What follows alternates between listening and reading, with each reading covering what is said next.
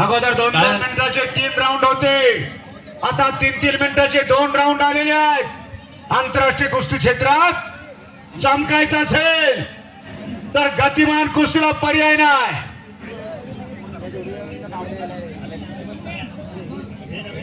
गतिमानता महत्वाची आहे आणि या वयात पैलवान तुम्हाला कुस्ती गतीने जमत नसेल तर पुढे तुम्ही पैलवान होणार का नाही हे सांगायला भविष्यवेत्याची गरज नाही। कुस्ती नंबर 12 हनुमंत गंगवाड खानापूर, कुस्ती नंबर 13 कुबेर पिरणवाडी, कुस्ती नंबर 12 निखिल पाटील वर कुस्ती नंबर 13 रोहित पाचीगड। या पैलवानाने लवकरात लवकर संपर्क साधावा कारण मैदान खाली आहे, पैलवानीचा हजर नाही आहे। कृपया 5 नंबर पर्यंत पैलवान तयारी करा, 5 नंबर पर्यंत तयारी करा, वॉर्निंग अप करा, पैलवान अंग तापवून घ्या। पुढील कुस्ती घ्या। तर नारायण मुचंडीकर हो सर, जगाच्या त्या गामाचं चरित्र सांगत होतो। हो, वंचित भरत नाही म्हणून गामाला स्पर्धेतून बाहेर काढलं होतं, पण गामाच्या वस्तादानं जाहीर आव्हान केला, माझ्या पट्ट्यापुढे कोणी 5 मिनिटं टिकून दाखवा। पहिल्या दिवशी 5-6 पैलवान लढले, सर्वांना ठोकून काढलं।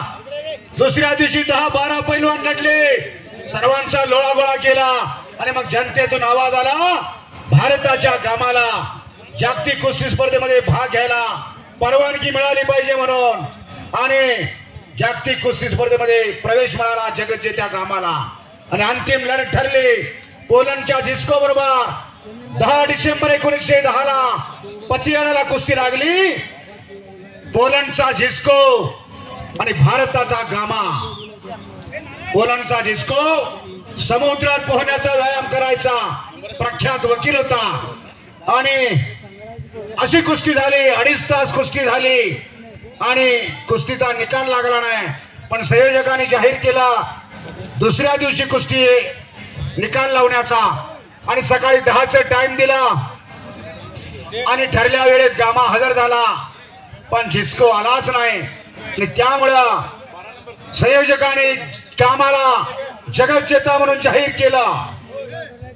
आणि मग पुढं पिरणवाडी पैलवान कुबेर पिरणवाडी 12 नंबर कुस्ती मैदानात आलेली आहे आणि वस्ताद हो कुस्ती सोडून द्या। पंचांचा निर्णय, कुस्तीला फार उशीर झालेला आहे आणि कुस्ती सोडून द्या। कुस्ती बरोबर आहे। कुस्ती नंबर किती? संपलेल्या कुस्तीमध्ये कुस्ती नंबर 16 आणि कुस्ती बरोबर झालेली आहे। पंचांचा निर्णय। मारुती तुळजाई वस्तादांना मी विनंती करतो